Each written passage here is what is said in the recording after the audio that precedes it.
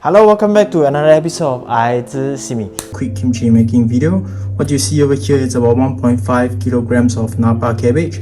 First, give it a wash with cold water and then add half cup of salt to it for a total salting time of 1.5 hours. What you see here is the kimchi paste that's going to be blended.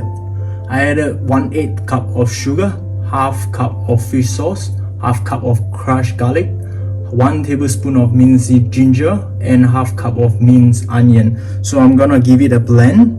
And over here in the other bowl, you will see about 1 cup to 1.5 cups of hot pepper flakes, depending on how spicy you want it to be. What you can actually do next is to cut up the vegetables. I have about 5 stalks of green onions over here, and about 1 cup of leek. You can add more if you like. Radish, 1 cup as well, and if you're a fan of radish, you can add more.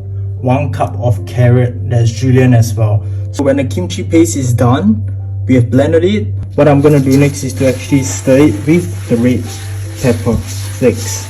To get a texture like this, what I do next is to actually add in the cabbage first before the rest of the vegetables, just to coat the cabbage. When the cabbage has already been covered well, last veggies such as the carrot, radish, spring onion and leek, add it in and give it a toss so that every single piece will be covered well.